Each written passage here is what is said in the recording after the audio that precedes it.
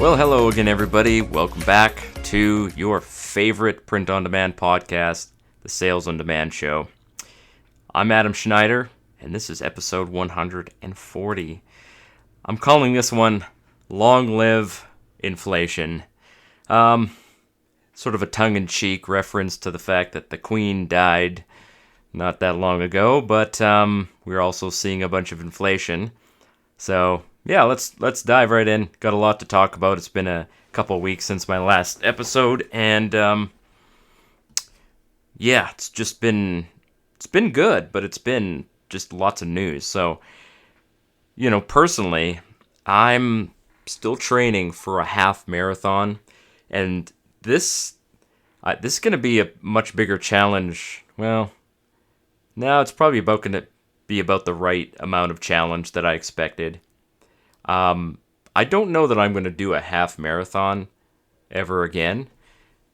We'll see, because it is a challenge to run that long. I went out for a training run on the actual track that I'll be doing the half marathon, and it's in the city, and it goes around this reservoir. And I was kind of surprised by just how many elevation gains there are in this track. It was up and down all over the place, and then it went on to regular neighborhood roads, and it just felt like a long and difficult run. And I only did 15 kilometers out of it, so add 6 kilometers onto that, and that's how long I have to run. But it was also kind of hot the day that I went out too, so that, I don't know. Hot weather is very hard to run in. I much prefer cool weather, because you can warm up and you'll stay at a relatively cool temperature. You don't need to drink as much. You won't lose as much salt.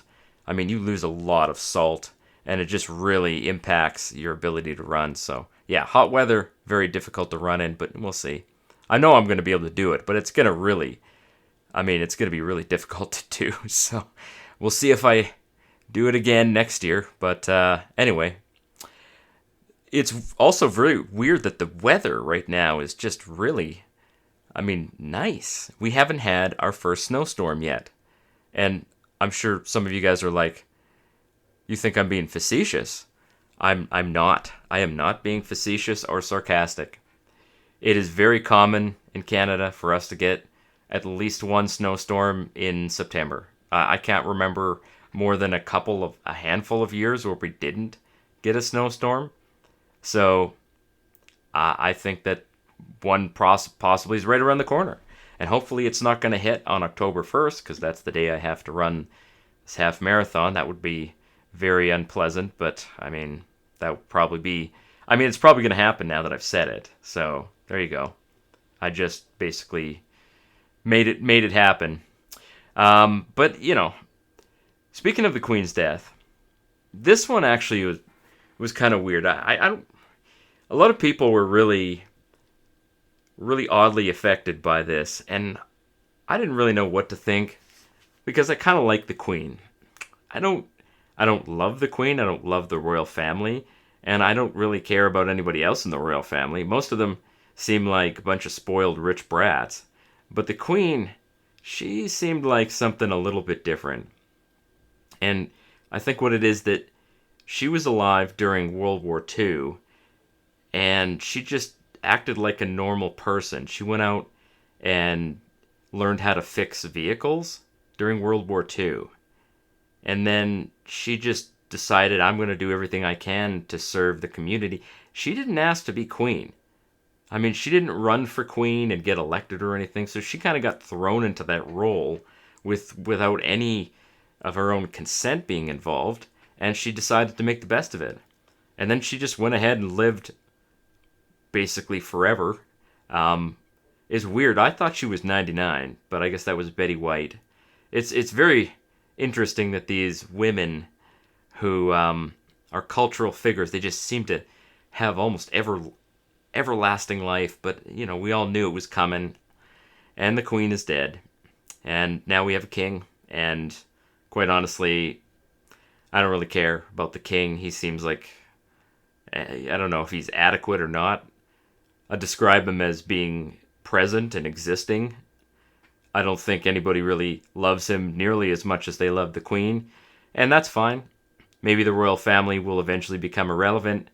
They'll lose their money, and they'll just become, cultural memories that only the very oldest of us will remember. It's kind of weird, though, that we have this relic of monarchy where these people don't actually have any power. I mean, the Queen legitimately does not have any power, neither does the King. They have a lot of money, and they can sort of put on a good show, I guess, right? The funeral of the Queen is, I guess it took place last night. It's the 19th of September today. But really, like, what kind of a future do we have with the monarchy? I just don't know. It's very interesting. I guess it's very traditional, and I don't really care about traditions unless they're valuable traditions, and I think maybe the monarchy has served its purpose, and maybe it doesn't need to exist anymore. But if people want it to exist, then it still will exist. So now, interestingly enough, I've actually met the current king a long time ago. He came and inspected my old Navy unit, and I never really thought much about it, but I just remember he came around and just, shook a few hands and walked through the ranks.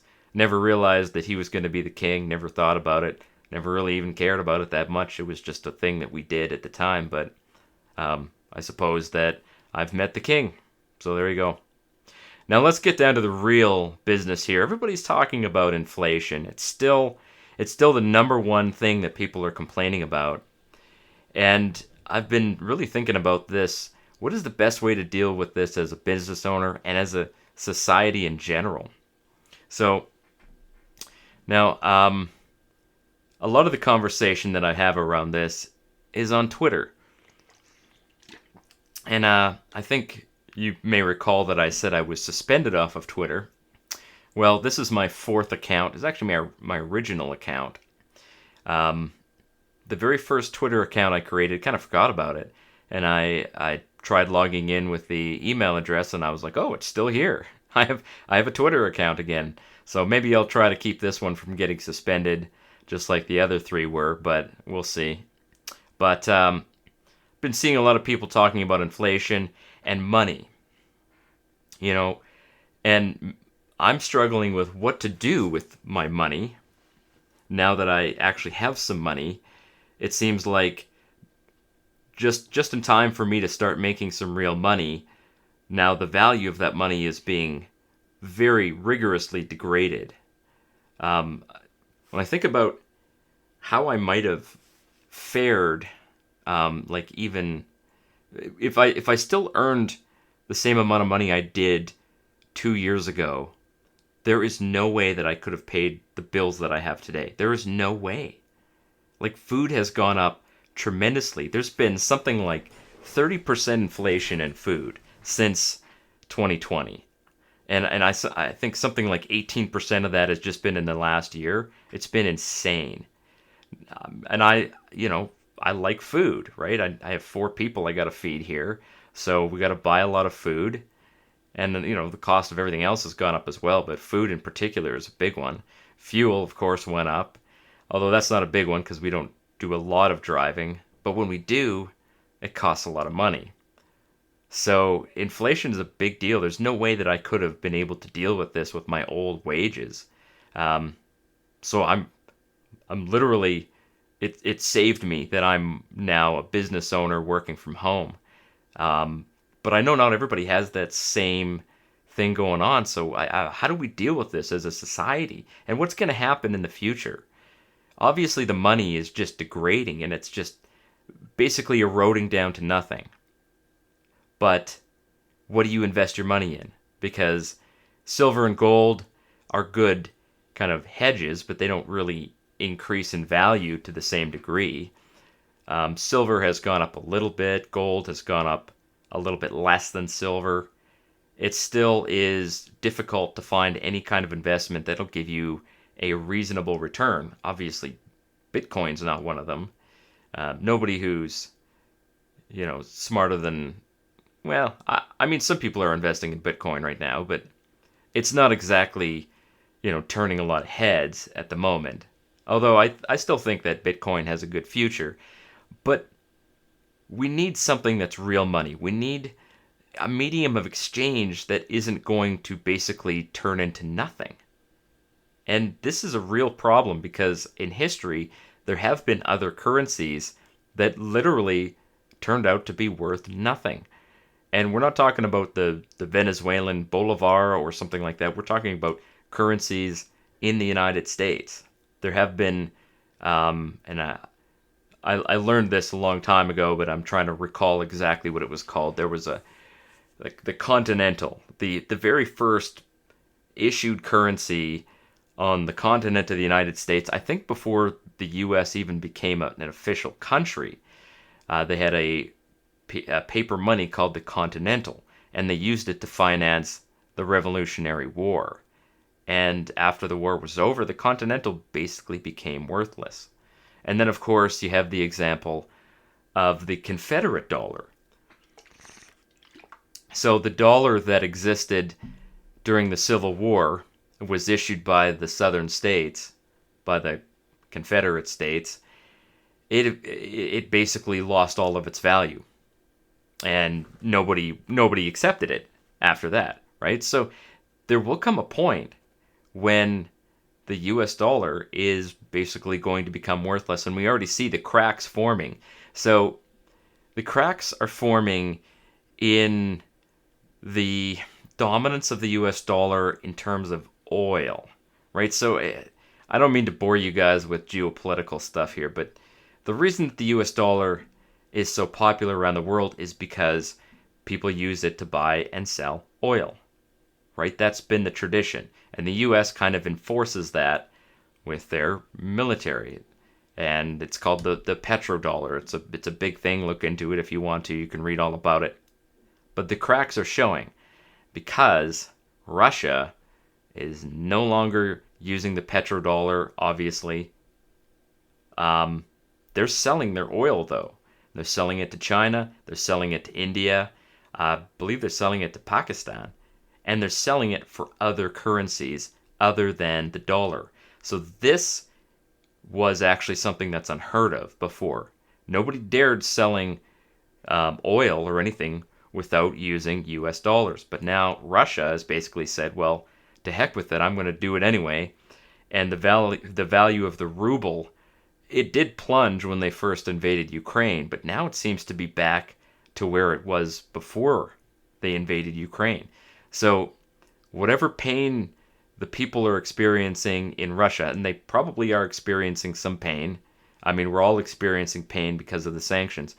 The people in charge of the Russian economy, the oligarchs and the idiot at the top, Putin, and yes, everybody in charge of country is an idiot. Every single one of them. And, just to varying degrees. They don't seem to be suffering very much at all, right? Because they have and control all the wealth. So what this means for the US dollar is that now we're looking at possibly a couple of decades of massive inflation. So we're going to, as business owners, you're going to need to deal with this reality. And how do you deal with this? Well, you got to get ahead of the supply chain, and you got to look at new ways of expanding, and I'm going to talk about that, later on in this episode here, but inflation is here to stay, and I don't think it's going back to 2%. I don't think the days of 2% inflation are pretty much gone. And by 2%, I mean 2% per year, not per month. I don't know if we actually did have 2% inflation in any one of these last few months, but it got pretty close. I believe I was just reading this today. The cost of a new vehicle, or no, the cost of rent in Canada has gone up 11% in the last 12 months, which is almost 1% inflation per month. So, I mean, the cost of literally the things that people need to survive, like food and shelter, have gone up tremendously. 1% inflation per month is insane. Now, I think we're probably going to see a housing crash here, and I hope we do, because $800,000 house prices are just not sustainable. We can't do that. But I don't know how long that is from now. It could be that house prices stay the same and the currency just devalues to the point that it finally catches up to that inflation. But I was having a conversation with some people on Twitter about what kind of real money we should have. So I thought I would talk about this a little bit and then get into some actual business stuff here. So real money is important for an economy, right? You need something that is stable and holds its value. So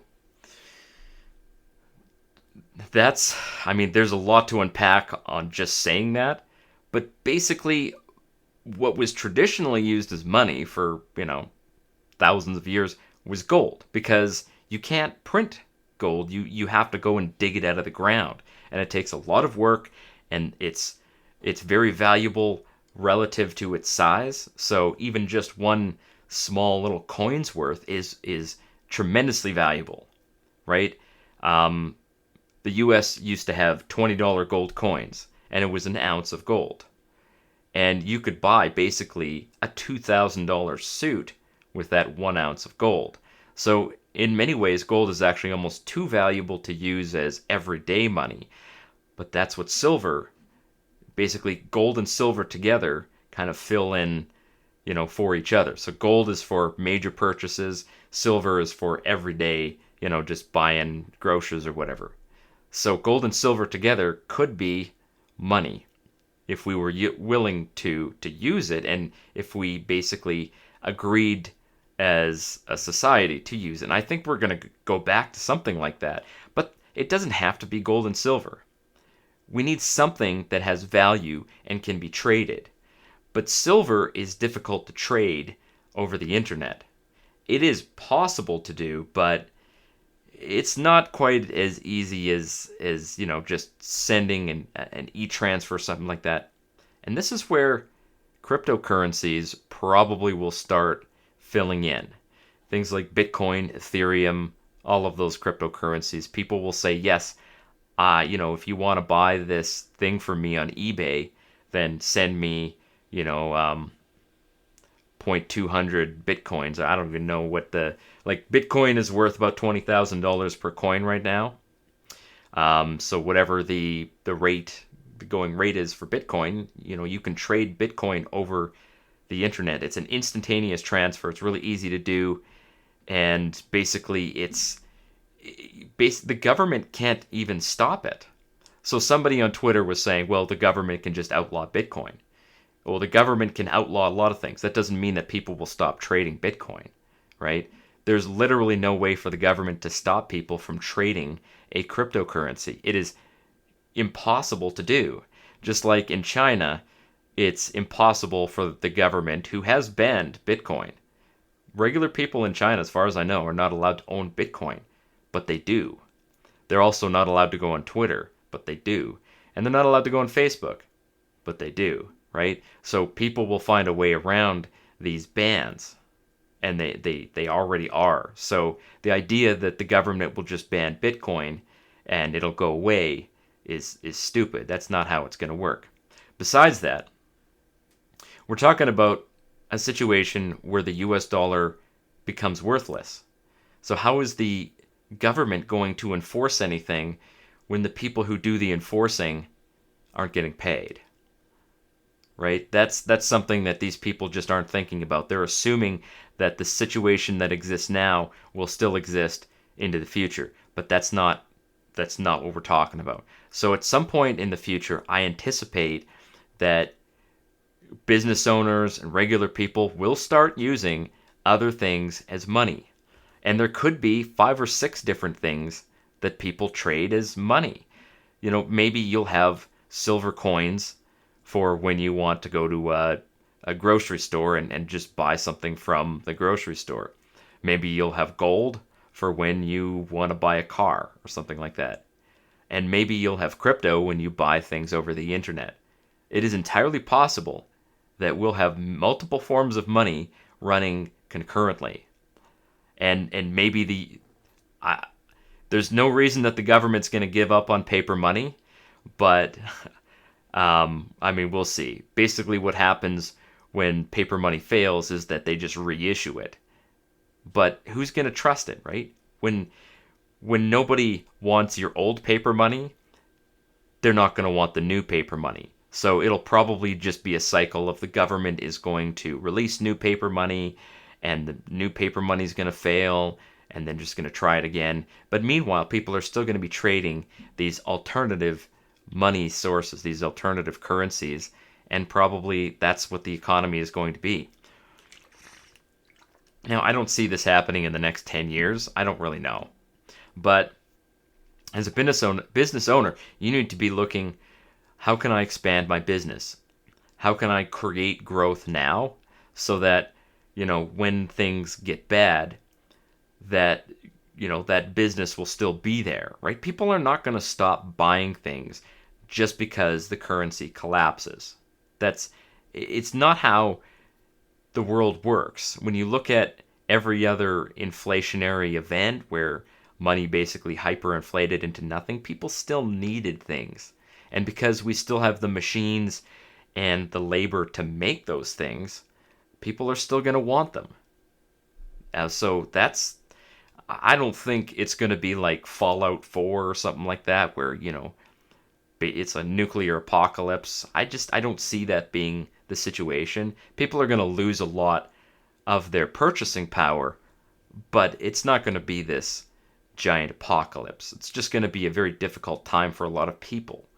But if you've got a functioning business where you've actually got customers, you've actually got momentum, you'll survive it. And you're going to need more money than you think. Whatever you think you can live on, you should double that.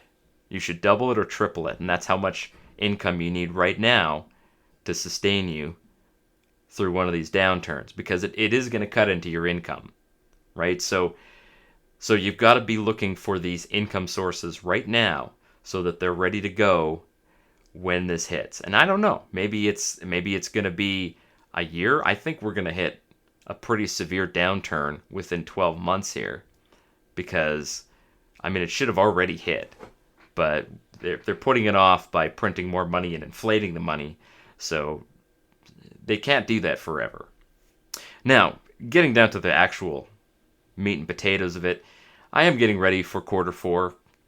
Traditionally quarter four is the biggest selling season of the year. This year's looking pretty good for me, but there is a little bit of a hiccup, and that is that Amazon has limited how much stock I can send in again. I'm hoping to be able to increase that amount a little bit, but they've limited me to 1,000 units of the coffee mug type. So that's not very many. I've already got 500 in there already. So I don't know. We're going to have to see how this works out. And I do have the ability to print and ship from my own house, obviously, but it's going to be, I'm going to have to get very creative to see just how much stock I can actually get. And of course, the more you sell, the more they raise that limit there. But the problem is that I won't actually make those sales until I need the space. So this is really annoying, and a lot of people are complaining about this. This is a really big problem with Amazon.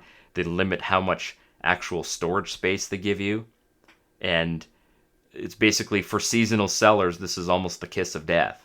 So I know that this is a problem on Amazon, and I am looking into ways around it, but I know that Amazon is not the total future of my selling and my business. I do need to scale up in other platforms. So I'll talk about another platform in a minute here. But one thing that I can do, and this is kind of unique for me, is that I actually live pretty close to the border.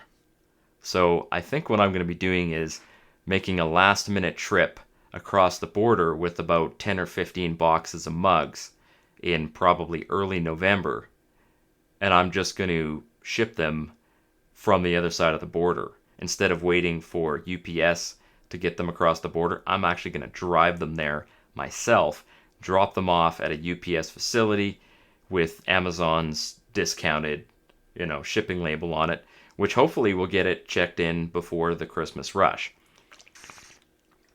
And now that I have somebody working with me, which is my daughter and my son, I think we can probably print like a bunch of boxes of mugs. And I actually have probably 30 totally blank, unprinted boxes of mugs sitting in my garage right now that I bought last year.